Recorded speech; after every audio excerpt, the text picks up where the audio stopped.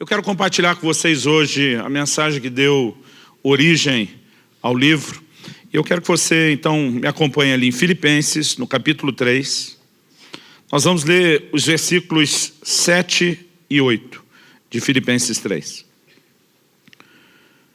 Depois que a gente lê, eu vou pedir para você manter o texto aí ou aberto ou marcado, porque depois eu quero voltar nos versículos anteriores. Paulo diz assim: mas o que para mim era lucro, isso considerei perda por causa de Cristo.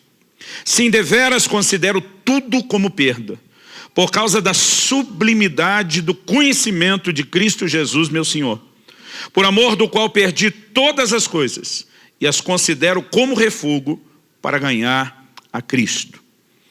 Nesse texto, o apóstolo Paulo faz uma declaração. A declaração, ela precisa ser devidamente entendida. Ele diz: o que para mim era lucro, mudou de classificação, perdeu a posição na lista, passou a ser considerado como perda.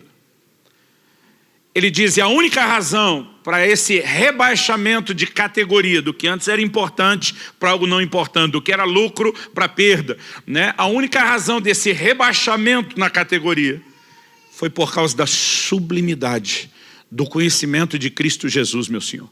Ele diz: por amor de quem? Então ele está falando de uma descoberta que gera paixão, que gera atração. Em outras palavras, ele está dizendo: a descoberta de Jesus o colocou numa posição onde passou a ver em mim tamanho amor, tamanha paixão, tamanha fascinação e admiração por ele. E ele passou a ocupar um lugar de tão grande importância, que o que antes era importante, comparado com esse nível de importância que ele passou a ter, já não é mais importante como era antes. Na verdade, ele está falando de um lugar que pertence ao Senhor nas nossas vidas, que é o primeiro lugar, é o lugar de senhorio, mas é um lugar também de devoção, de paixão, de amor e de entrega, onde, se o Senhor de fato assumir esse lugar na nossa vida, algumas coisas antes que tinham a sua importância, já não terão mais a mesma importância, em comparação com o quão importante ele se torna nas nossas vidas. Esse foi o texto que Deus usou há 10 anos atrás, para corrigir algo que tem sido uma chave, uma revolução na minha vida. Eu nasci e cresci num lar cristão, eu sou grato a Deus por isso, eu aprendi muita coisa sobre o relacionamento com Deus, né? Eu sou o que alguns chamariam do rato de igreja, aquele que sempre viveu nisso, e tem alguns comportamentos que nós temos, que normalmente a gente não para, às vezes, para pensar por que tem e por que age como age. Mas há momentos onde Deus precisa apertar melhor os parafusos e trazer alguns ajustes. Então, a história dessa mensagem, ela começa há 10 anos atrás. Na verdade, antes desse confronto de Deus em fevereiro, eu tomei uma decisão em dezembro de 2007, que eu contei aqui. Eu fiz um resumo disso quando falei sobre um Deus exigente. Eu lembro que eu terminei de almoçar, empurrei o prato de lado, olhei para Kelly, minha esposa, e falei: amor, nas próximas 3 semanas, nos próximos 21 dias, eu não vou comer absolutamente nada. Eu estou tomando uma decisão, a partir dessa refeição eu já parei, eu vou entrar esse dia 1º de janeiro e vou seguir os 21 dias só na água. E até que termine essas 3 semanas eu não como absolutamente nada. Estou começando nesse momento. Quando falei isso, ela me olhou com um certo ar de preocupação. Eu nunca tinha feito nenhum jejum maior do que 2 semanas. Eu lembro que a pergunta daquele foi: Deus te pediu isso? Tipo, você não está indo longe demais? Eu falei para ela: não, ele não me pediu. Eu vou fazer porque eu quero. E eu falei para ela: eu quero mais de Deus na minha vida. Eu quero buscar a Deus como eu nunca busquei antes. E eu decidi, antes de virar 2007 para 2008, que 2008 seria o ano da busca, que eu ia buscar Deus como eu nunca tinha feito na minha vida. E o jejum era apenas uma das coisas que eu queria ir além. Na verdade, eu li a Bíblia várias vezes naquele ano de 2008. E para que eu pudesse cumprir o que eu me determinei a fazer, eu comecei a fazer as contas. Quantos capítulos tem a Bíblia? Quantas vezes eu ia ler a Bíblia? Então, aquela quantidade de capítulos, vezes aquela quantidade de vezes, dividido pelos 365 dias do ano. E eu tinha uma cota mínima de leitura todos os dias, que se acumulasse ia dar trabalho. Então, eu comecei com determinação, dizendo: eu vou cumprir a meta, eu vou gastar tempo em oração. E entrei buscando a Deus para valer. Fiz os 21 dias de jejum. Depois que o jejum terminou, continuei o ritmo da oração, da leitura bíblica. E nós estávamos ainda no começo do ano, meados de fevereiro. E tivemos uma reunião né? Nossa reunião com líderes, há 10 anos atrás, ela acontecia na sala de cima que as crianças usam hoje antes de sair para as classes. E naquele momento, era só para a gente fazer uma oração e já entrar na nossa conversa, no nosso treinamento. A gente não tratava aquilo como um culto. Enquanto nós orávamos, alguém passou a mão no violão e cantou uma canção do Marcos Witt. Eu te busco, te anelo, te necessito. Quando a gente estava cantando aquilo, sobre buscar Deus, anelar Deus, né? Alguma coisa aconteceu assim de muito diferente. Eu não sei como foi para todo mundo. Para mim foi uma experiência única, singular, um marco de Deus na minha vida e na minha história. Eu sei que alguma coisa aconteceu para todo mundo que foi generalizado. Todo mundo começou a se prostrar, ajoelhar, deitar para o chão, alguns sentavam e era um choro generalizado. Eu comecei a chorar e eu não sabia porque eu estava chorando, mas eu chorava quase convulsivamente. Eu comecei a perceber, enquanto chorava, um sentimento de arrependimento se formando dentro de mim. E o sentimento de arrependimento era por não estar buscando a Deus como deveria.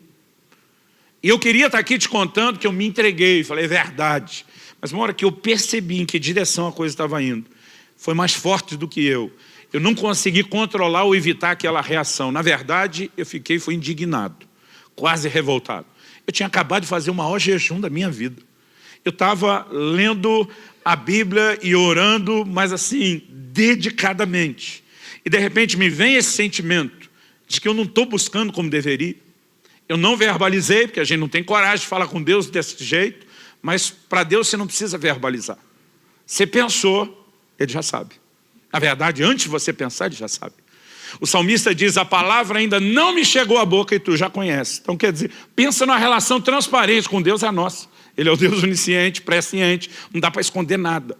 Então mesmo não tendo coragem de verbalizar, eu sabia que Ele estava ouvindo. E aquele sentimento foi, se isso não está bom, quando é que vai estar bom para você? Porque o que eu senti era uma cobrança de que a performance não estava boa o suficiente. E naquele momento o Senhor me respondeu, e essa frase ela virou o tema da mensagem, ela virou o tema do livro. A frase que o Espírito Santo falou ao meu coração naquele momento de choro, de visitação de Deus foi, até que nada mais importe.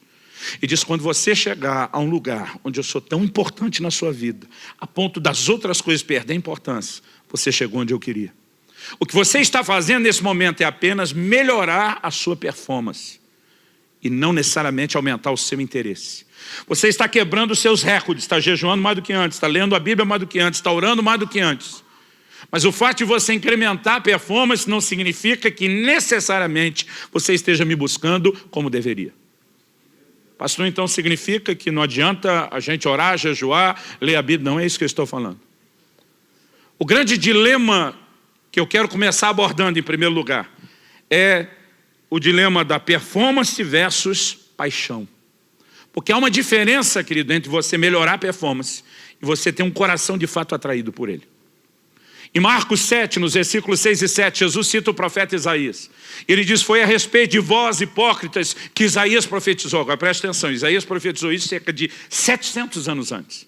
Aí Jesus está falando para aquela geração, você acha que Isaías falou só com a turma deles? Vocês estão envolvidos nisso, cambado. Ele estava falando de vocês. Então se a mensagem dele se estendia 700 anos depois, envolvendo mais gente, não pense que eu e você escapamos dela. Porque na verdade Isaías não falou apenas para uma geração. Ele falou a respeito do comportamento humano. Ele falou a respeito de uma área ou de um assunto onde eu e você podemos falhar e tropeçar. E o que é que ele, da parte de Deus, falou? Isaías diz, esse povo me honra com os lábios, mas o seu coração está longe de mim. Em outras palavras, está dizendo, a performance do culto e adoração é boa, mas o coração não está te acompanhando. Não existe paixão nesse nível de performance que você está apresentando. Então o Senhor diz, em vão me adoram. Ele diz, adoração perdida. Alta performance, baixa paixão, adoração perdida e comprometida. E de repente o Senhor começou a falar ao meu coração e tudo começou a partir desse texto de Filipenses. Na verdade, pedi para você deixar aberto, volte comigo no versículo 4 de Filipenses 3. A gente leu o 7 e 8, agora vamos ler o 4, 5 e o 6, e aí você vai entender o contexto da declaração de Paulo. Ele diz, bem que eu poderia confiar também na carne. Se qualquer outro pensa que pode confiar na carne, eu ainda mais. Circuncidado ao 8º dia, da linhagem de Israel, da tribo de Benjamim, hebreu de hebreus, quanto à lei fariseu, quanto ao zelo perseguidor da igreja, quanto à justiça que há na lei, irrepreensível. O que Paulo está dizendo? Está dizendo, gente, eu já nasci, vamos falar num linguajar que você entenda, eu já nasci crente. Circuncidado ao 8º dia, apresentado, dedicado a Deus desde a minha infância, oferecido para pertencer ao Senhor, criado nessa estrutura religiosa, mas em outro texto ele diz, me avantajando aos da minha idade. Ele diz, quanto ao zelo, eu fui fariseu. Os fariseus eram parte da seita mais severa dentro do judaísmo. Hoje talvez a maneira de se referir ao que eles eram seria classificá-los como os beatos carola, aqueles que realmente eram empenhados. Ele diz, de acordo com a justiça que há na lei, eu fui irrepreensível. Ele estava dizendo, pensa num cara que andou na linha. Ele diz que até a perseguição na igreja foi por zelo. Ele classifica depois, sem entendimento, escrevendo aos romanos, mas com zelo, na boa intenção. Em outras palavras, Paulo está dizendo, olha para a minha vida religiosa, para a minha alta performance. Eu era o cara. Então, quando lá na frente ele está dizendo que antes para mim era lucro, eu considerei perda. Durante muito tempo eu lia esse texto, imaginando que Paulo estava falando da vida errada antes da conversão. O que antes para mim era lucro, era importante. Aquele tipo de prazer, aquele tipo de realização que era a gratificação carnal. Agora que eu sou de Jesus, já não é mais lucro. Agora eu entendi que é perda e faz dano. Eu pensava isso assim. Não é disso que Paulo está falando. Ele está dizendo aquela performance que eu valorizava tanto, que era tão importante, que eu me orgulhava dela, aquilo que era lucro. Diante da sublimidade de conhecer a pessoa e entender o que é paixão por ele, a performance desmoronou, ela perdeu completamente o seu valor. E naquele dia o Senhor falou comigo, o que você está fazendo é melhorar a performance e não necessariamente melhorar a sua busca. Porque aperfeiçoar a sua busca não é quebrar os seus recordes e melhorar suas marcas, é aumentar o seu interesse por mim. E nesse momento o Senhor falou, não é necessariamente o que está acontecendo dentro de você. E aquilo foi um choque. É muito importante que a gente comece falando desse dilema de paixão versus performance. Na carta ao anjo da igreja de Éfeso, no Apocalipse 2, de 2 a 5. O Senhor Jesus começa elogiando uma igreja de alta performance. E diz, conheço as tuas obras, o teu labor e a tua perseverança. O que eu vejo aqui, nessas 3 declarações, obra, labor e perseverança, é uma progressão. Obras, mostra que eles eram ativos. Labor fala de gente que trabalha até cansar, que realmente se doa. Mas perseverança é quando você só continua, não necessariamente apenas porque está motivado ou faz o que tem que fazer, mas norteado por um forte senso de propósito e compromisso. Alta performance. Era uma igreja que tinha resiliência, isso tem que ser destacado. E de suportastes provas por causa do meu nome, não desfalecestes. A igreja tinha controle de qualidade, o que mostra não necessariamente que eles eram críticos ou exigentes, mas que eram sérios, comprometidos. E diz, puseste à prova os que dizem apóstolos e não são, e os achaste mentirosos. Então, pensa na igreja, que quando você olha a descrição, qualquer pastor disse, eu aceitaria cuidar dessa turma. Gente de alta performance. Mas o Senhor diz, mas tenho porém contra ti, que abandonaste o teu primeiro amor. Sabe o que ele está dizendo? Não adianta você apresentar um alto nível de performance e um baixo nível de paixão. Pastor, o senhor está dizendo que a performance não é importante? Não. Estou dizendo que a performance não substitui a paixão. Se ela for o efeito colateral da paixão, se ela for o desdobramento e a consequência da paixão, ótimo. Se ela for a substituição, péssimo. E quando nós entendemos essas verdades, isso precisa reorganizar a nossa vida e a nossa atitude. Naquele dia, chorando naquela sala, aqui ao lado, há 10 anos atrás, o Espírito Santo falou ao meu coração e disse, você lembra aquela história do supermercado? Eu falei, lembro. Na verdade, já não lembro todos os detalhes, mas a história eu me lembro muito bem. Um dia desse, sentei com a Kelly e falei, quem era o casal? Eu falei, eu acho que era fulano. Ela falou, não era fulano. Não pode ser por causa... A verdade é que alguns desses detalhes eu não tenho, mas a história para mim é nítida e clara. Eu acho que eu estava no meu primeiro ano como pastor.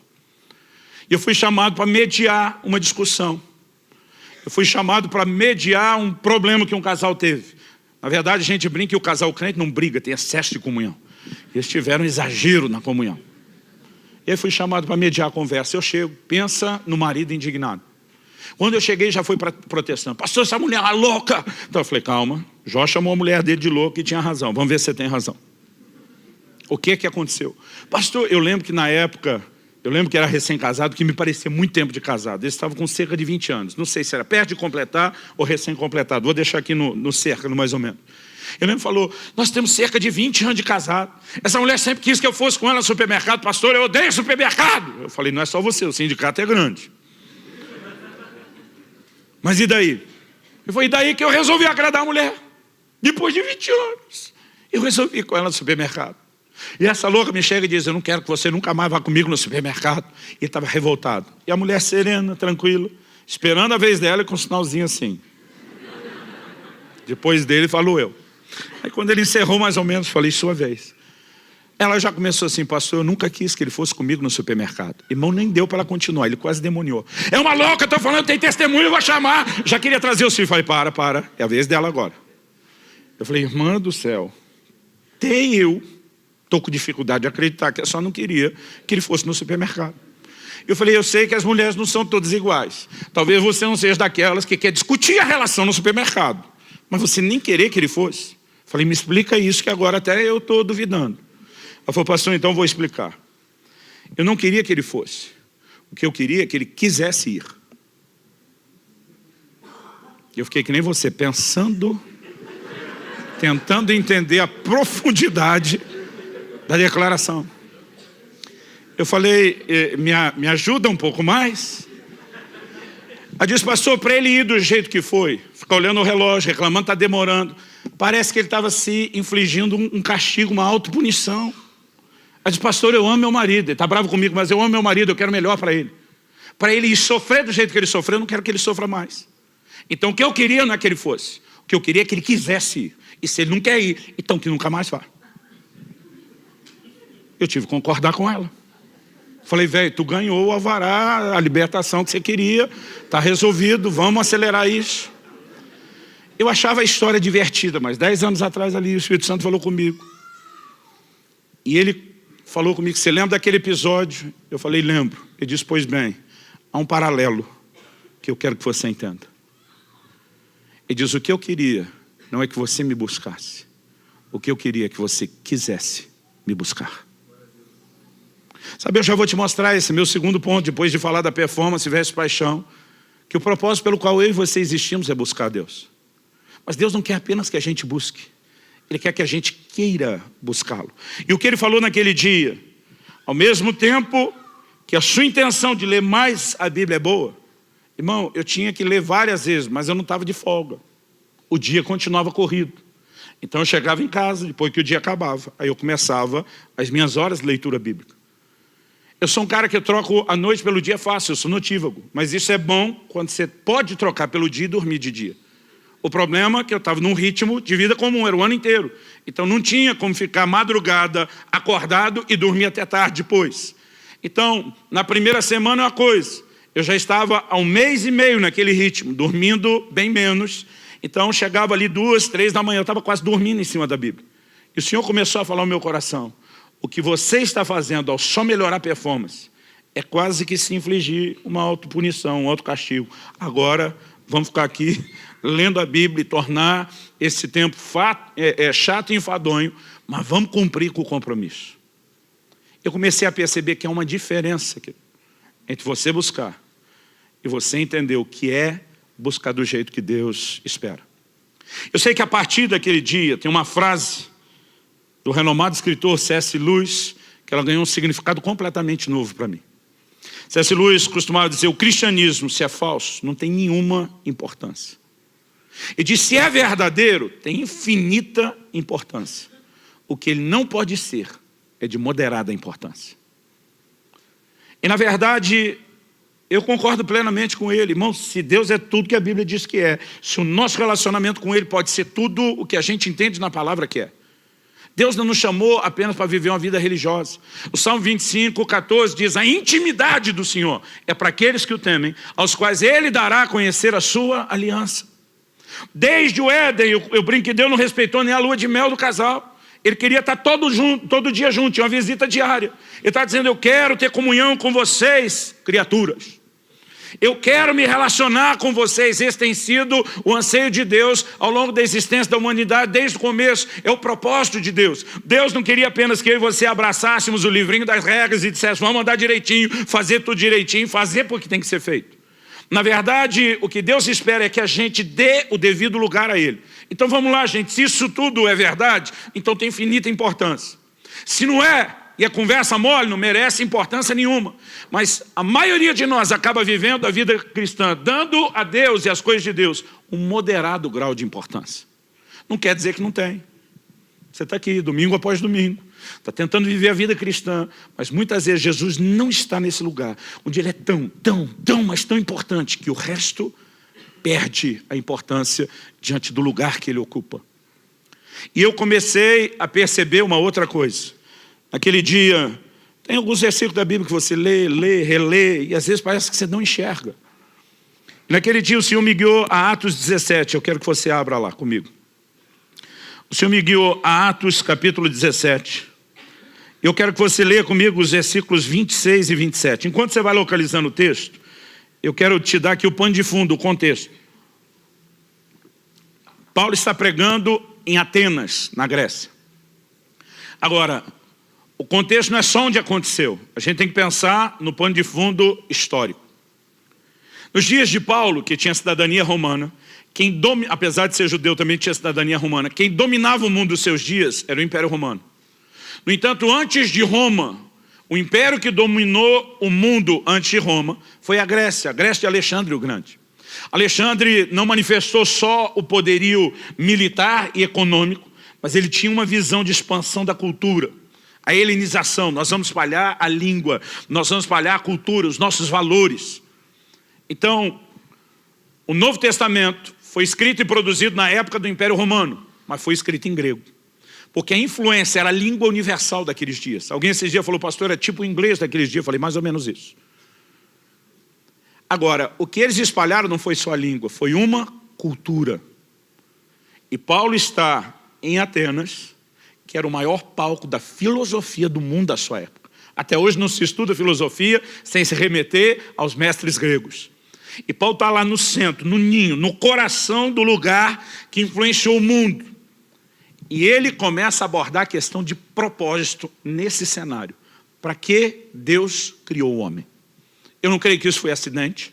Paulo está intencionalmente mexendo naquele tipo de resposta que os gregos mais procuravam.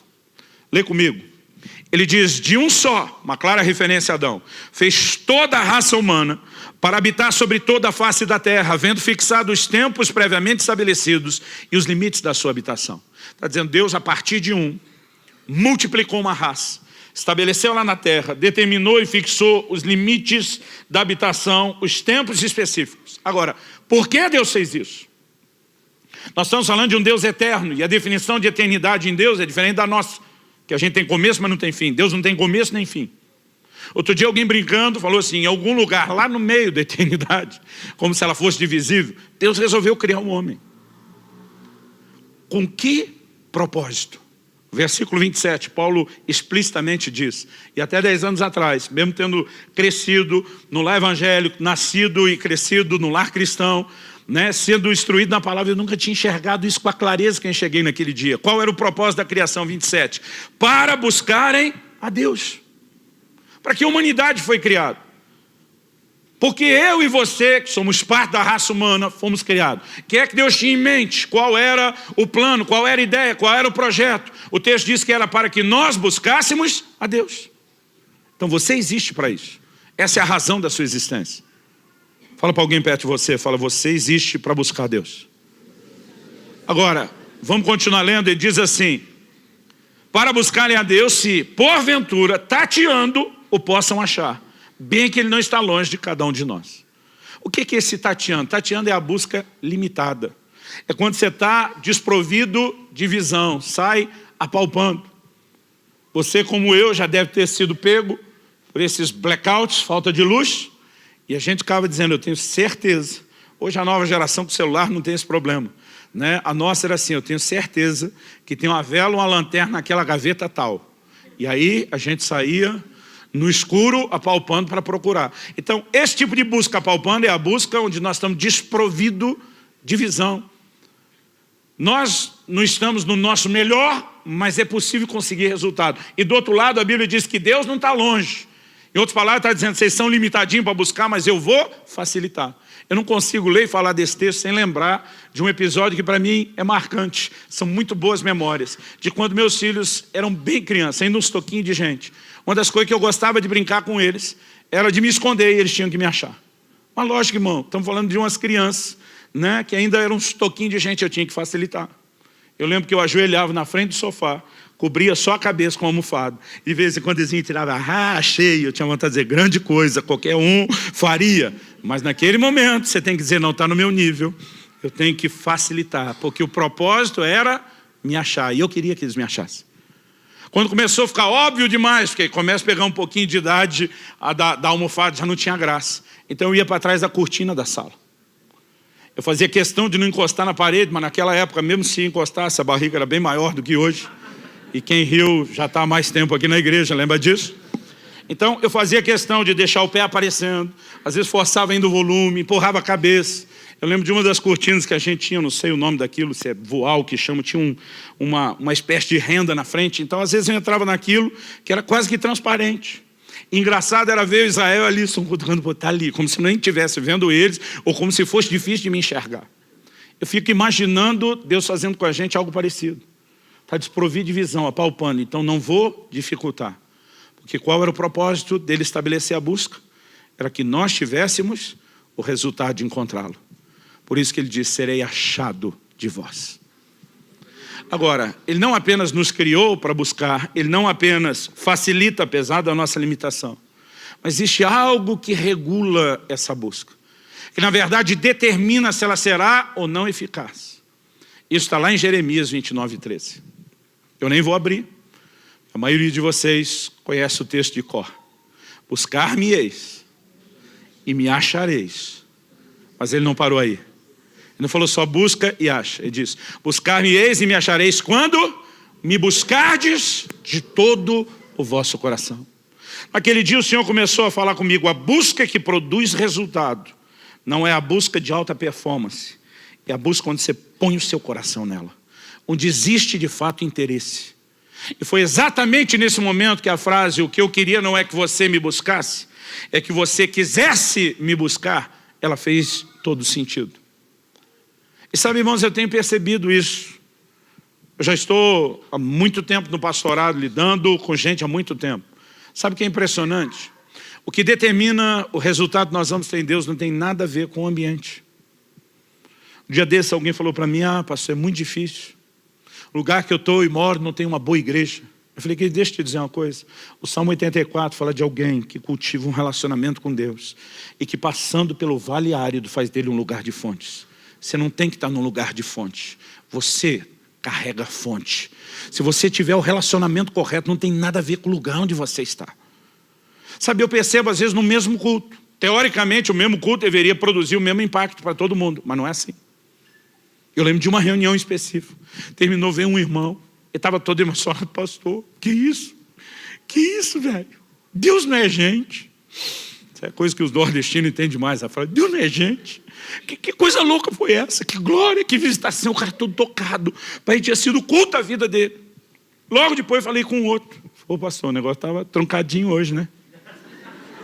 Louvorzinho meia boca, uma palavra comprida. Outro dia um irmão falou para mim, pastor, seu sermão é como uma espada. Eu falei, entrou firme, ele falou, não, comprido e chato.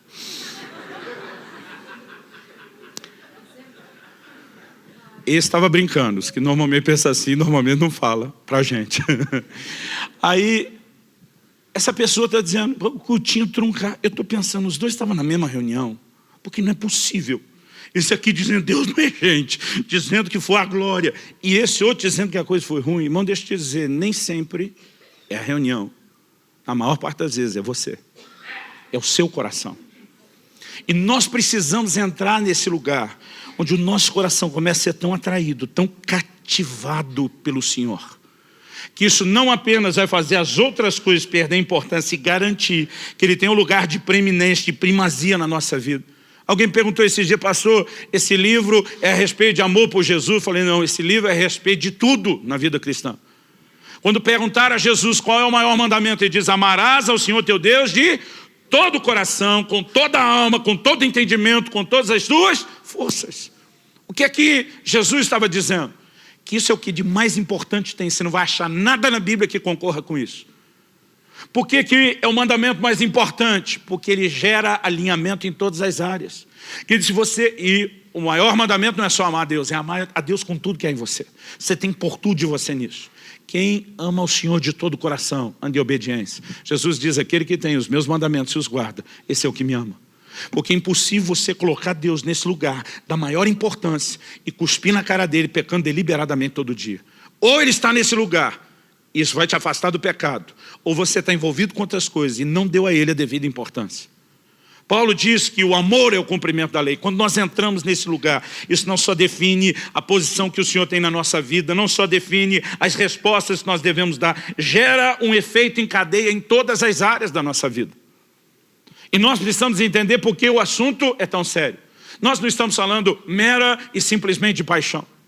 É muito mais do que isso. Se envolve o lugar de senhorio, envolve o lugar de primazia dele, envolve as escolhas que eu e você teremos que fazer. Eu gosto de uma frase de Wesley.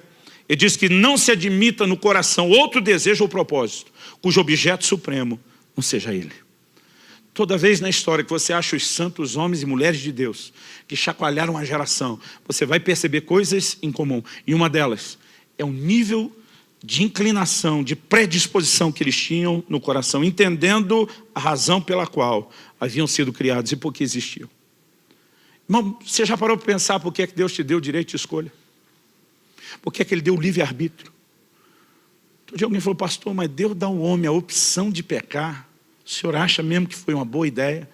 Deus dá ao homem a opção de não escolhê-lo. Falei, eu não olharia por esse lado. Deus nos deu a opção de escolhê-lo. E não a opção de não escolhê-lo. O que Ele queria é que nós usássemos a escolha e por decisão fôssemos ao encontro dEle. Agora, que sentido faz? Deus, em vez de programar eu e você para ser um robô automatizado que faça a vontade dEle, Ele nos dá o direito de escolher porque Ele quer que a gente escolha correto. E daqui a pouco eu e você estamos vivendo a vida cristã debaixo de um peso, de um fardo, da obrigação de fazer algo que o nosso coração não está tão alinhado. Se nós não corrigirmos isso, que nós já perdemos a essência de tudo. E se você entende que o propósito pelo qual o homem existe é a busca, e que a busca que Deus espera é essa onde põe todo o coração, então você vai descobrir que um dos seus grandes inimigos que atrapalham o propósito pelo qual você existe, uma das grandes armadilhas da sua vida não é só o pecado. Durante muito tempo eu tinha claro e definido, meu maior inimigo é o pecado. Alguém me perguntou, pastor, não é o diabo? Eu falei, não, é o pecado. Porque se eu não pecar, o diabo não pode fazer nada comigo. A Bíblia diz que aquele que está em mim é maior do que aquele que está no mundo. Só que a Bíblia diz para não dar lugar ao diabo. Isso acontece quando eu e você pecamos e quebramos princípios. Então eu falei, o que eu preciso é me vigiar. O que eu preciso é me guardar. Eu tenho que me manter longe do pecado. E durante muito tempo na minha vida cristã eu pensava, esse é o problema. Mas há 10 anos atrás, naquela salinha, o Espírito Santo falou comigo, você não está errado quando reconhece que o pecado é um inimigo. Você está errado quando acredita que ele é seu único inimigo. O Senhor diz, um inimigo que vocês não reconhecem como inimigo, porque ele não tem cara de inimigo. E vocês não conseguem ver o dano porque não entenderam nem o propósito pelo qual existe. São as distrações. Eu quero falar um pouco a respeito disso. Porque talvez o que nos impeça de entrar nesse lugar de busca, onde nada mais importa, não é que Deus não tenha a sua importância, é que nós deixamos que outras coisas sejam quase tão importantes quanto Ele.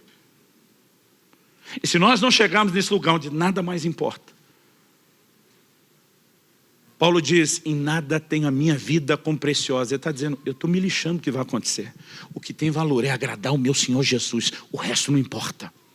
Há um lugar, querido, onde nós estamos tão alinhados com o coração de Deus, que a nossa vida reflete e transborda isso o tempo todo.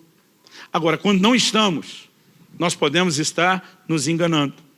Em Êxodo, no capítulo 5, dos versículos 7 a 9, nós vemos que quando Moisés é enviado por Deus para falar a Faraó, para libertar o povo, a palavra que Moisés traz a Faraó é, deixa meu povo ir para que me adore.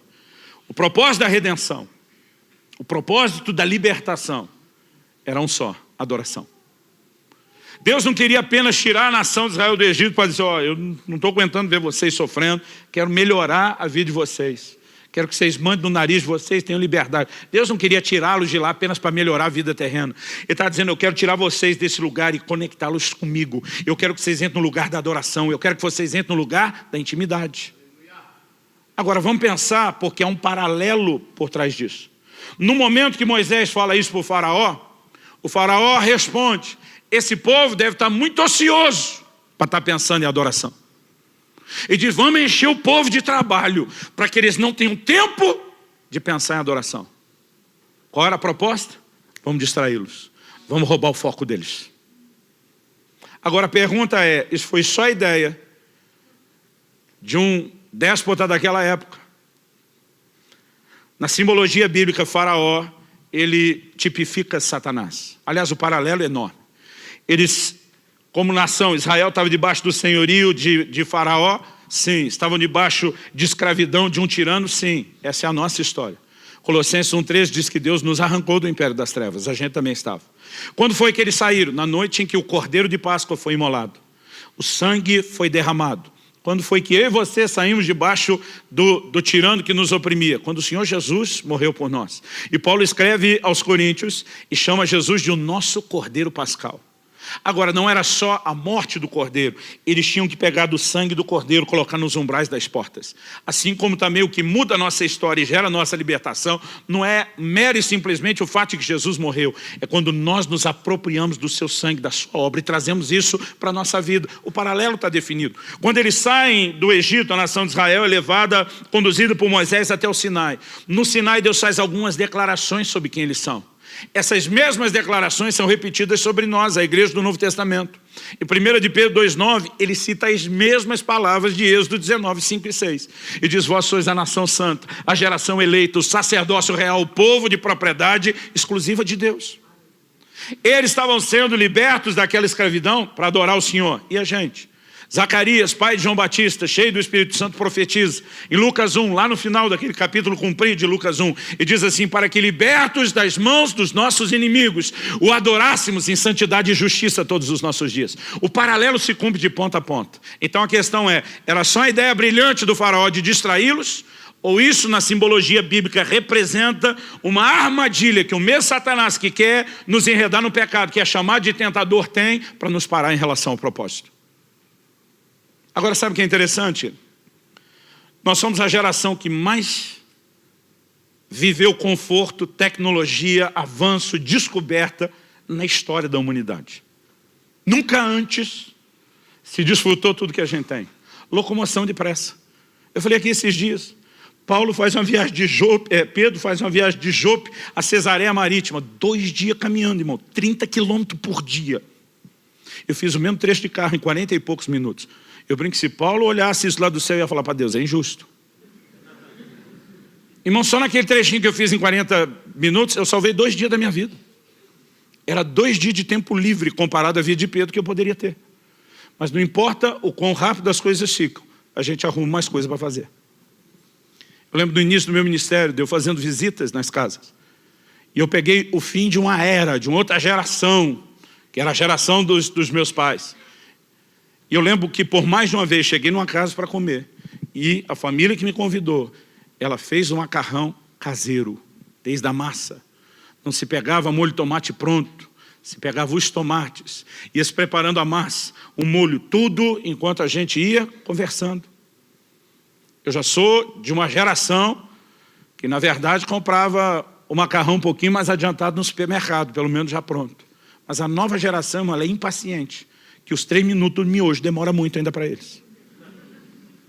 E quanto mais se facilita, mais coisa a gente arruma para fazer. Irmão, eu lembro da época em que a gente tinha que programar para ter tempo num fim de semana e conseguir assistir um filme, porque era 2 horas, era muito tempo num dia. A nova geração toma um porre de série, um episódio atrás do outro sem parar. E quanto mais tempo a gente ganha em algumas coisas, mais a gente perde em outras. Porque, na verdade, a gente toda hora se deixa distrair. Alguém disse, um certo pregador disse, que uma das coisas boas das redes sociais. Na época, o Instagram não estava em alta como agora, e ele falou do Facebook e do Twitter. Aí ele diz o seguinte, uma das coisas boas é que quando nós chegarmos diante de Deus para prestar conta, não vai colar desculpa, eu não tinha tempo para orar. Porque o Senhor vai puxar o registro e dizer, e essas horas que você gastava todos os dias nas redes sociais? A maioria de nós não enxerga, mas há muitas distrações. Em Lucas 14, Jesus estava comendo, a partir do versículo 15 até o 20, nós temos esse relato. Jesus está comendo e alguém solta um comentário, bem-aventurado quem comer contigo no reino.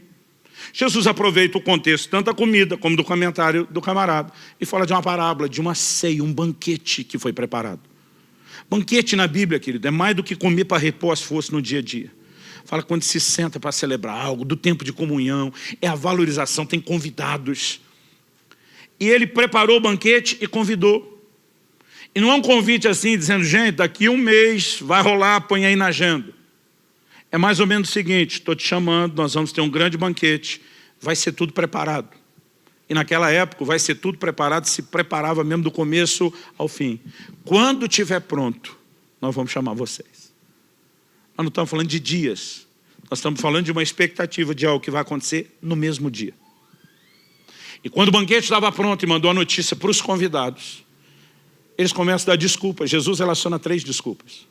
O primeiro diz, comprei um campo, não posso ir. O segundo diz, comprei 5 juntas de bois e tenho que experimentá-las, não posso ir. O terceiro, na verdade, diz, casei-me, portanto não posso ir.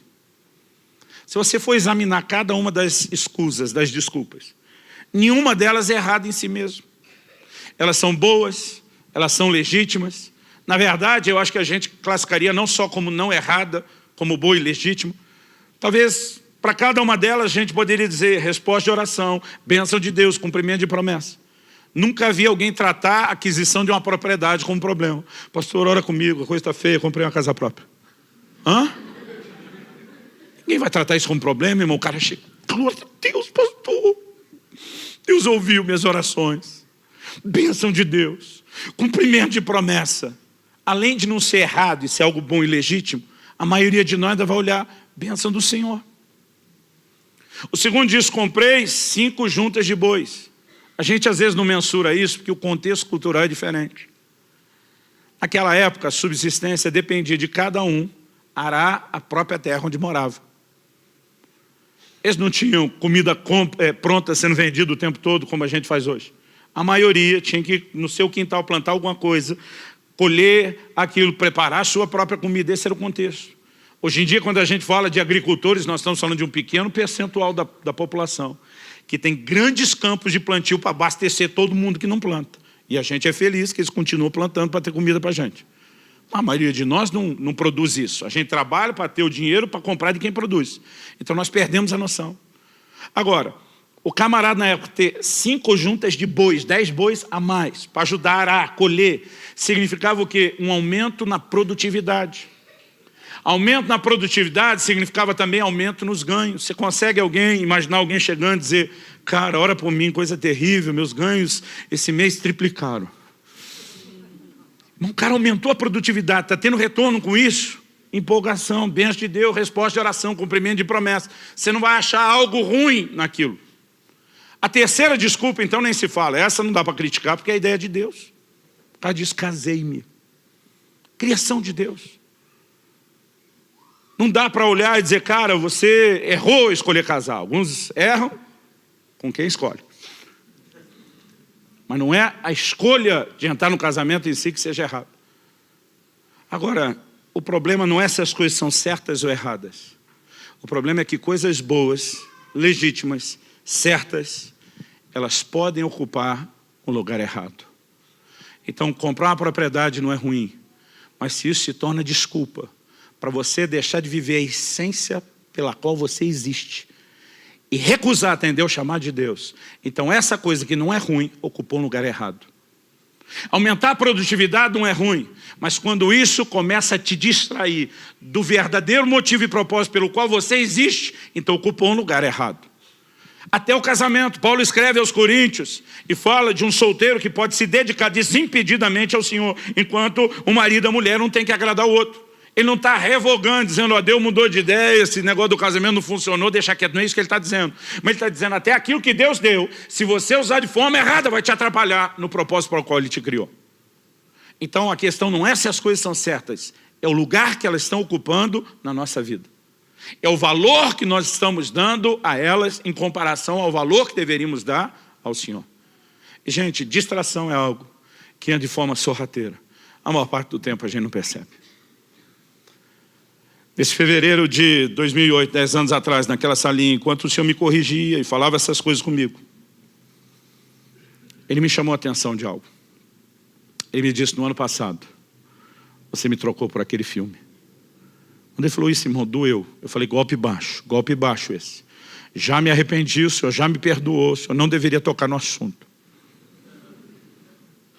Ainda preguei para Deus. Já pregou para Deus? Eu já dei sermão em Deus às vezes. Falei: a tua palavra diz que dos nossos pecados o Senhor não se lembra. Lá no livro de Miqueias, o Senhor diz que lança eles na profundeza do mar. Se juntar os dois textos, deve ter algum mar do esquecimento. Eu me arrependi, o Senhor não devia estar me cobrando disso. Agora, para você entender, deixa eu contar a história. Então, a gente está indo e vindo de 10 anos atrás, agora vamos para 11 anos atrás. Fevereiro de 2007. Começamos o ano com um evento de avivamento, tipo o sobrenatural do carnaval. O evento era quinta, sexta e sábado. Na quinta preguei eu, sexta e sábado convidei um outro amigo que veio e nos abençoou muito. Na sexta, Deus já usou ele assim de uma forma singular. E nós tivemos uma noite muito especial, tremenda. No final eu estava tão empolgado, falei: velho, você abençoou tanto meu povo. Foi hoje o que desejar a sua alma. Pode escolher o restaurante que você quiser. Não importa o que, não importa o preço. Eu vou te dar a melhor janta. Ele falou: quer mesmo me agradar, gordinho? Do que eu lembro a conversa do jeito que aconteceu na época. Falei: quero. Ele falou: esquece a comida. Nós comemos algo rápido, simples e barato. Mas quer me agradar? Eu estou doido para assistir um filme. Falei: cara, eu estou vários dias na estrada, correndo, um batidão, não paro, não tem tempo para relaxar. Mas ele falou: você sabe o que é viajar. Eu não quero assistir o filme sozinho. Eu queria companhia. Você não viu um filme? Eu falei: vejo. Era na época em que a afinada locadora ainda existia. E nós passamos numa dessas locadoras, ficava aberta até mais tarde. Reservamos, peguei, aluguei o vídeo, fomos comer. Enquanto comia, tomei uma decisão. Marciano estava com a gente, falei: cara, nós vamos assistir o filme na sua casa. Sua televisão é melhor, você tem um surround melhor. Nós vamos baixar, o time está grande, nós vamos baixar todo mundo para lá. E descemos lá para o sítio cercado. Quando nós chegamos, estava todo mundo se acomodando na sala. Esse pastor, que já tinha estado na casa onde o Marciano morava na época, falou para os meninos da banda, louvor, estava com ele, falou: vocês já conhecem a sala de oração que ele tem aqui? O Marciano fez uma sala de oração naquela casa que era assim, espetacular. Eles: não. Marciano falou: então mostra para vocês. Já foi todo mundo levantando. Eu falei: ninguém vai a lugar nenhum. Eu falei: nós viemos aqui para ver filme. Pensa numa coisa que eu tenho vergonha, gente. Qualquer crente falando isso era feio, mas o pastor de vocês falando isso. Mas não parou aí. Eu falei: se nós entrar naquela sala, vocês sabem o que é que vai acontecer. Nós vamos começar a orar, não vamos parar, não saímos mais de lá e não vamos ver o filme. Eu não percebi, irmão. Não é que eu não percebi que eu falei. Eu lembro que eu falei. Eu não percebi o que eu fiz. A turma na hora voltou, quem já estava saindo voltou, sentou e assistimos o filme. Agora pensa na desgraça do filme ruim. Ruim! Com muito esforço, o nível de produção de Hollywood, um 3.8, de 1 a 10. Só que eu sou parte de uma geração, a nova geração Netflix, você começa a assistir, não gostou, eles param. A nova geração não era assim, você dizia: eu fui lá na locadora. Eu gastei tempo para ir lá, tempo para escolher o filme, eu paguei. Então, você insistia. Então, às vezes, você dizia assim: vai melhorar. Mas não melhorava, só piorava. Várias vezes, um parava e dizia: gente, esse lugar não vai nenhum, vamos parar. E o outro dizia: não. Se não melhorar, pelo menos vai despiorar. Aí o negócio já estava no meio, a gente passando raiva, alguém disse: nós pagamos, tá ok. É a geração que ia até o fim. Irmão, e o negócio surpreendentemente foi ficando cada vez pior, e acabou. E quando acabou, a gente estava com a raiva do filme, raiva do tempo perdido. Só a má mordomia do tempo já era um problema. Mas o filme, além de ser uma péssima produção, tinha um linguajar baixo, cenas pesadas. A verdade, quando terminou, a gente tinha saído daquele culto glorioso. Se flagrou, todo mundo que foi cheio descobriu que tinha um vazamento. A gente estava todo mundo vazio. O cara falou: irmão, além do filme não prestar, eu perdi tudo aquilo que tive. Eu também. Ali mesmo a gente ficou em pé. E a gente teve uma assembleia solene de arrependimento. A gente orou, pediu perdão para Deus. Eu acho que eu estava com o sentimento de culpa pior, porque eu ficava lembrando, ninguém vai a lugar nenhum.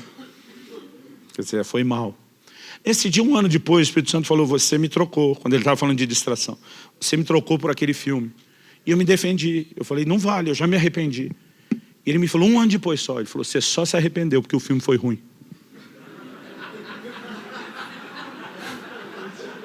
Se fosse bom, você nem tinha percebido. E diz, na verdade, não foi a única vez que você me trocou. A questão é que nas outras você nem percebeu que fez a troca. Irmão, não estou falando contra entretenimento. Não estou dizendo que você não possa ver filme ou seriado. Embora acredito que a nova geração teve muita dificuldade de entender declarações de homens de Deus como Leonardo Ravenhill. E dizia que o entretenimento é o substituto diabólico da verdadeira alegria.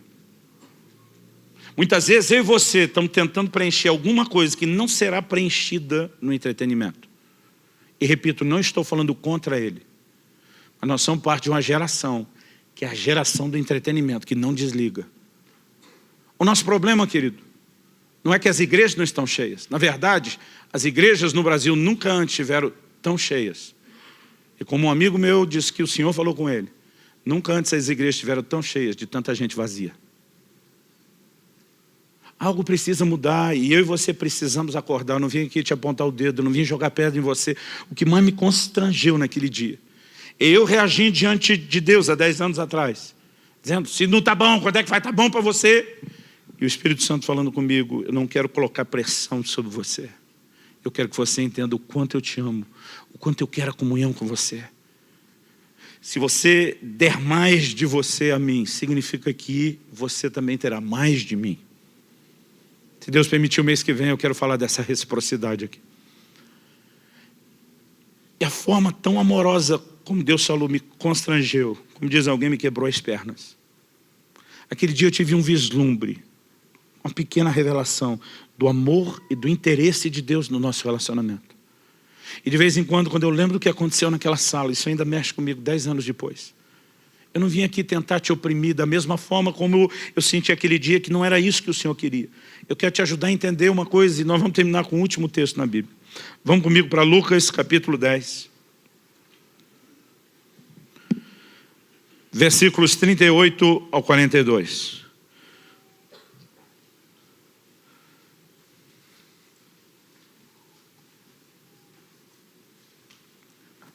O texto diz, indo eles de caminho, entrou Jesus num povoado. E certa mulher chamada Marta hospedou na sua casa.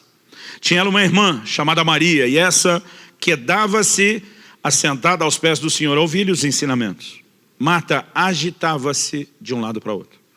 Sua versão diz agitava, a NVI diz estava ocupado com muito serviço. Essa palavra traduzida na versão atualizada de Almeida como agitava, ou na NVI como muito ocupado. Em muitas versões, principalmente as versões no inglês, ela aparece como distraía-se, ou estava distraído. A palavra usada no original grego é a palavra perispal. Ela significa separar, afastar, distrair, sentido primário. O sentido secundário ou de metáfora é entrar no estado de estresse mental, estar distraído. Ao mesmo tempo que fala de estar super ocupado, bastante atarefado, a ênfase também está na distração. Fala não só de alguém que está ocupado com algo, mas está ocupado com algo a ponto de não poder se ocupar com a outra coisa.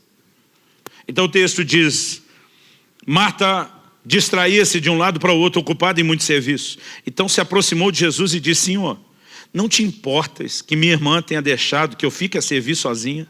Ordena-lhe, pois, que venha ajudar-me. Qual a indignação de Marta? E a gente costuma jogar pedra em Marta, mas irmão, eu entendo Marta. Se você recebesse Jesus, Jesus encarnado, carne e osso, na sua casa, você oferecer qualquer coisa para ele? Eu fico imaginando a preocupação de receber bem o Senhor. Quando Kelly e eu éramos ainda recém-casados, o desafio dela era enorme. Ela estava terminando a faculdade, ela estudava de manhã, trabalhava à tarde para me ajudar a manter a casa e me acompanhava nas coisas do ministério à noite. Eu falei, amor, não é justo você desdobrar dessa forma. Para me ajudar, eu tenho que te ajudar também. Então, assumi com ela o desafio de ajudá-la em tarefas de casa. Só fiz um acordo pré-nupcial, nunca vou passar roupa. E quebrei o pacto, irmão. Devo ter passado 10 ou 12 camisas em 20 anos. Situações de emergência. Mas eu quero te ajudar. Eu lembro de um dia que eu cheguei um pouco mais cedo do escritório da igreja. E pensei, vou adiantar as coisas do almoço. Eu estava pensando, ela ligou em casa. A gente não tinha celular. Ela liga da faculdade, com telefone público, chama no telefone de casa. E ela diz, olha, eu esqueci de tirar uma coisa que está no freezer. Se você puder fazer isso, ela diz, ainda bem que você está aí, se puder fazer isso, vai adiantando para quando eu chegar, conseguir, porque era pouco tempo para fazer o almoço. Falei, moça, está por fora, não vou tirar nada do freezer. Hoje quem faz o almoço sou eu. Ela, uau! E o que temos para o cardápio? Irmão, já tinha separado um miojo, uma lata de sardinha, que ia dar uma melhorada no negócio. Mas eu acho que eu me empolguei. E eu falei para ela, massa com peixe. Ela no telefone, uau! Eu pensei, ela sabe o marido que tem. Não estamos falando do Masterchef. Mas desligou o telefone. Depois comecei a pensar, falei, a expectativa vai subir. E vai colidir com a realidade. Mas não tinha mais como ligar de volta. Aí eu estou preparando a massa com peixe, só imaginando o que é que está passando na cabeça dela. O que é que ela vem esperando, o que é que ela vai encontrar. E eu falei, meu Deus, como é que eu saio dessa agora? E aí, para tentar aplacar o impacto da chegada, peguei lembro até hoje, umas fatiazinhas de mussarela, cobri o macarrão que eu tinha feito, dei uma aquecidinha para dar aquela amolecida. Peguei um ketchup, desenhei um coraçãozinho bem bonito. Aí quando ela entrou, ela olhou, que lindo, mas dá para ver a decepção, João. Por que eu estou contando isso? Irmão, se Jesus fosse comer na minha casa, nunca que eu ia dar massa com peixe para ele. Acho que nem colocando a mussarela com o ketchup em cima, enfeitando, eu teria coragem. Eu entendo, Marta. Agora, conhecendo um pouco da dinâmica de funcionamento das famílias, conhecendo um pouco da psicologia do funcionamento familiar, eu imagino que antes de Marta chegar desabafando com Jesus, o Senhor não se importa que eu estou trabalhando sozinho, manda minha irmã me ajudar. Irmão, quando a coisa chega nesse ponto, de dizer, diz para ela ajudar, e ela está na frente de Maria, quando chega ao ponto de falar com alguém da família, como se ela não estivesse presente, a coisa está feia. Eu lembro de uma visita que eu fiz, a família da igreja me convidou para almoçar, estamos lá. Terminou o almoço, nós estamos saindo, o dono da casa está me acompanhando até o portão, falei para ele no caminho do portão, falei, essa semana eu quero um gabinete com você, nós vamos ter a conversa. Ele falou, tudo bem, a respeito do quê? Eu falei, a respeito do estado do seu casamento. Deus mostrou para você. Eu falei, não, irmão, você mostrou, você não conseguiu esconder. Ô pastor, a gente lutou tanto para esconder, o que eu fiz de errado? Eu falei, irmão, você fala com a sua mulher, mandando recado pelo seu filho na nossa frente. Menino, diz para sua mãe, o pior é que a mulher ainda respondia, menino, diz para o seu pai. Eu falei, vocês estão na frente um do outro, conversa essa que diz para sua mãe, diz para o seu pai. Ele falou, eu nem percebi. Eu falei, eu percebi. E aí Marta chega e diz para Jesus, diz para minha irmã, a irmã está ali na frente de Jesus. Imagina, para chegar nesse ponto, ela deve ter antes, a Bíblia não diz isso, aqui é a minha imaginação santificada pelo Espírito Santo. Eu imagino ela passando às vezes atrás de Jesus, dando sinal para Maria, vem me ajudar, vem me ajudar.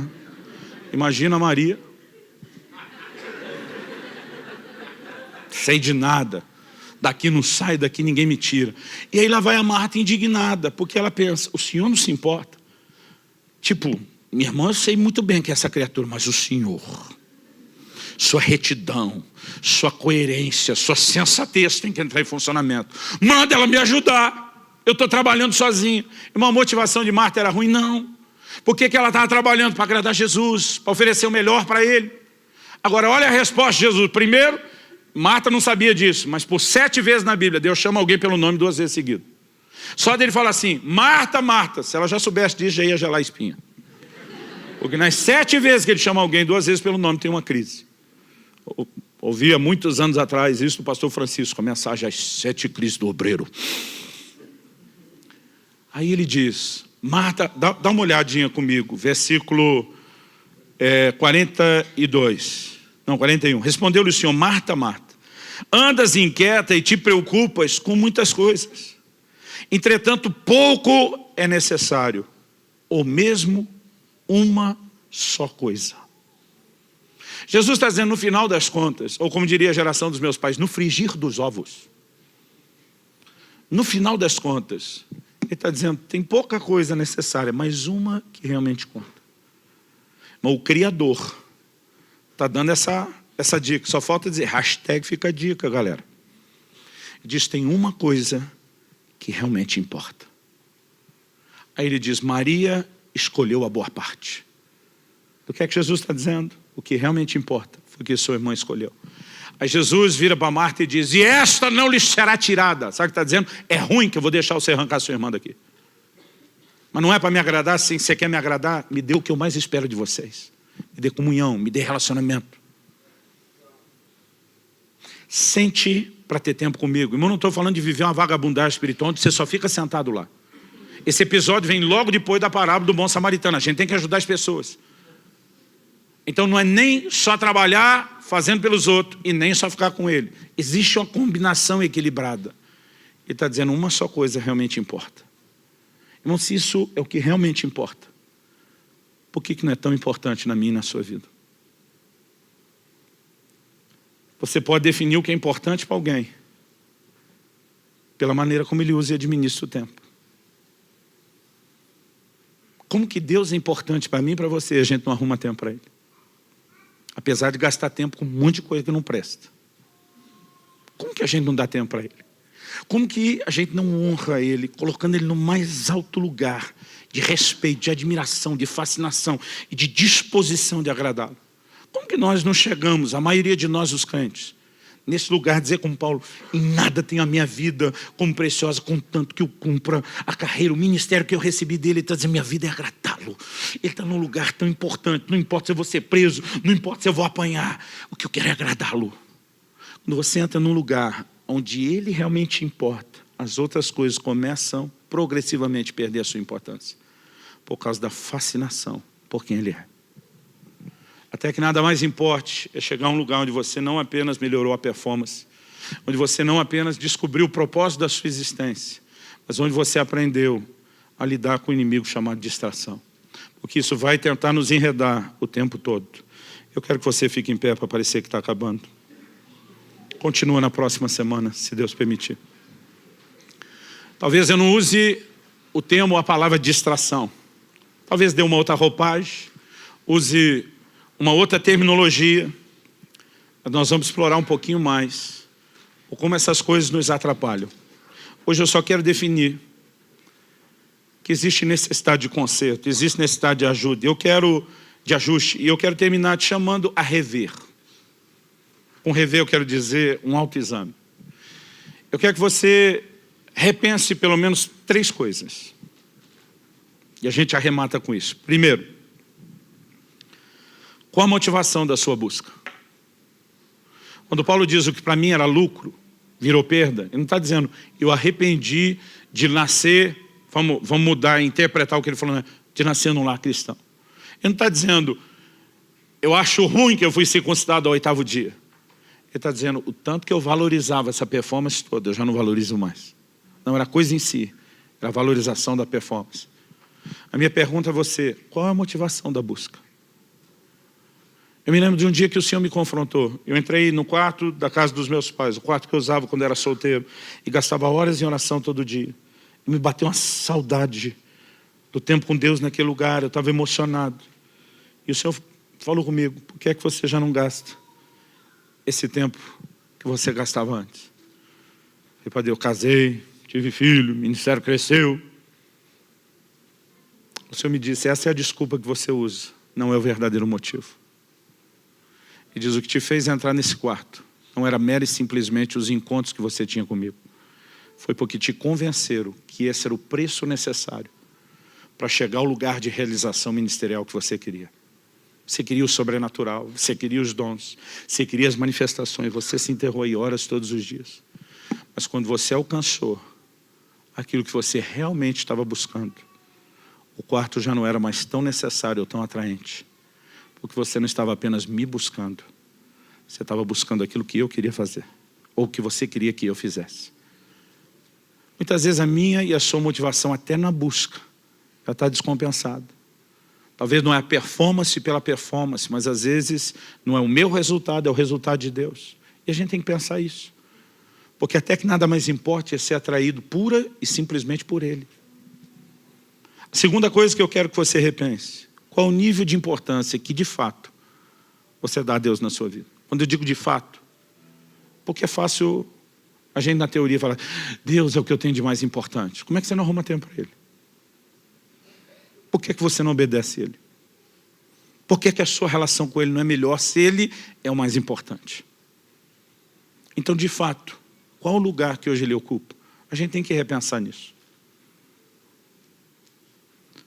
Terceira e última coisa. O quanto você tem se deixado enredar pelas distrações.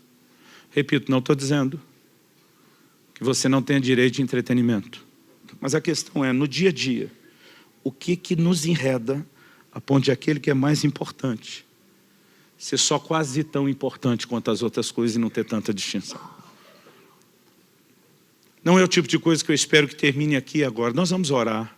Eu creio que Deus quer fazer algo no meu e no seu coração. Mas eu espero que não termine aqui agora. Eu espero que você não apenas adquira o livro. Eu espero que você estude, leia, medite, rumine, avalie. Questione na sua vida como estão essas coisas. Eu gostaria que o nosso tempo de oração agora fosse, antes de mais nada, você não apenas se examinando, mas se permitindo também ter o exame do alto. Além do autoexame, tem o exame do alto. No Salmo 139, 23, 24, o salmista diz: sonda-me, ó Deus, e conhece o meu coração. Tem coisas que a gente não enxerga até que Deus mostre. Mas para que Deus mostre, a gente tem que se expor. A gente tem que se fazer vulnerável a Ele e a ação dEle. Então coloca a sua vida diante de Deus. Eu quero que você ore por alguns instantes. Talvez você precise se arrepender de determinadas distrações. Talvez você precise se arrepender porque ele ainda não é tão importante quanto deveria ser na sua vida. Mas o mais importante é que você entenda que não está colocando sobre você um peso de culpa ou condenação. Antes de você fazer essa oração, eu quero citar uma frase que eu li em algum lugar e que me chamou muito a atenção, me fez repensar. William Ing, não sei se é Ing ou Indy que pronuncia o nome dele, disse: gastarmos 16 horas por dia em contato com as coisas dessa vida e apenas 5 minutos por dia em contato com Deus, será de admirar que as coisas dessa vida sejam para nós 200 vezes mais reais do que Deus? Eu acho que a mudança começa não só em olhar para dentro do coração, mas em reprogramar a maneira como eu e você vivemos. Deus não é uma pessoa para você ter apenas um breve e rápido encontro num culto de domingo ou numa reunião de célula. É alguém com quem você se envolve todos os dias. E à medida que você se aprofunda, não apenas na performance, mas na entrega de coração, você vai descobrir que não é só Deus que conseguiu mais de você. Você vai descobrir que você começa a desfrutar muito mais de Deus. Pai, a Tua palavra foi anunciada. E nós realmente precisamos de uma obra sobrenatural do Teu Espírito vivificando, aplicando a Tua palavra no íntimo de cada um de nós. E nós oramos que isso não termine aqui agora, junto com a reunião. Nós oramos que aquilo que o Senhor começou, a boa obra que o Senhor começou, seja aperfeiçoada, que ela continue. Que o Senhor encontre em nós espaço e resposta, para que haja alinhamento, para que haja ajuste, para que haja conserto. Mas o mais importante, Senhor, que não haja apenas uma tentativa e um mero esforço de Te colocar nesse lugar.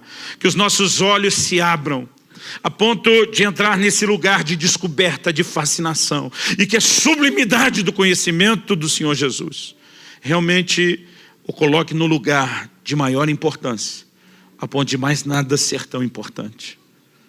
Nós queremos nos arrepender diante de Ti, Senhor. Porque muitas vezes até dizemos que estamos Te amando, mas não fazemos de todo o coração. Muitas vezes estamos Te buscando, mas não de todo o coração. Muitas vezes Te honramos com os lábios, mas o coração ainda está longe. E nós não queremos apenas ser uma igreja de alta performance e baixa paixão. Nós não queremos apenas ser religiosos que não conectam de verdade contigo. Senhor, nós agradecemos o Teu amor, esse amor insistente, persistente, que faz com que o Senhor continue lutando para que esse relacionamento seja tudo que o Senhor sonhou. Que Te leva a ser paciente, misericordioso com cada um de nós e continuar insistindo. Nós Te somos gratos. nós oramos que venham dias de descoberta, que venham dias de percepção do Senhor e da sua presença, que possamos entrar naquele lugar de revelação, que produz o fascínio, a atração, e que mantém longe a distração. Vem sobre nós. Vem sobre nós.